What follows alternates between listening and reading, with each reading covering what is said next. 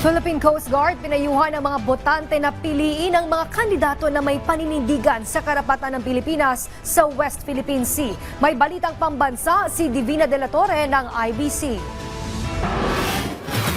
Pinaalalahanan ni Philippine Coast Guard spokesperson Commodore J. Tariela ang mga botanteng Pilipino na maging mapanuri sa pagpili ng mga ibobotong kandidato sa darating na halalan. Dapat anyang piliin ng mga botante ang mga kandidatong may paninindigan sa usapin ng karapatan ng bansa pagdating sa West Philippine Sea at hindi pro-China. Siguraduhin natin wala ni isa sa mga to ang uupo dahil pro-China sila, dahil hindi sila pro-Philippines at hindi nila isinasaalang-alang ang ating Armed Forces of the Philippines, ang Philippine Coast Guard and ordinary fishermen.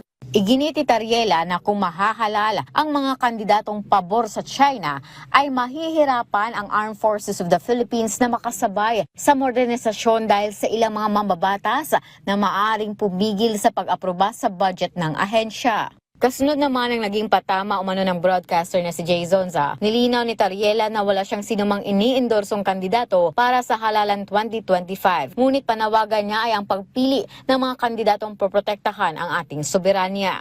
I'm not supporting any candidates, no? Whether you are supporting the senatorial slate ng administration, the senatorial slate of the former president, or anybody who are running for independent party. Nanindigan din si Tariela na hindi usaping politika ang West Philippine Sea kundi issue ng buong Pilipino. Tiniyak naman ng PCG na patuloy ang pakikipagtulungan ng ahensya sa pamahalaan kasabay ng pinaiigting na pagpapatrolya nito sa West Philippine Sea. Mula sa IBC News, Divina De La Torre para sa Balitang Pambansa.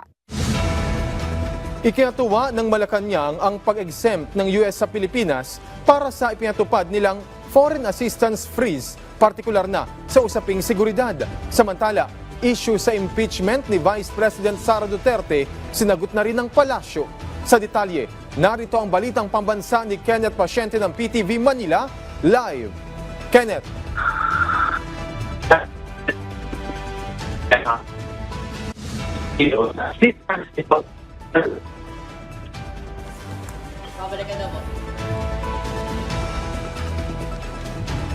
Babalikan natin ang ulat na yan ni Kenneth Pasyente.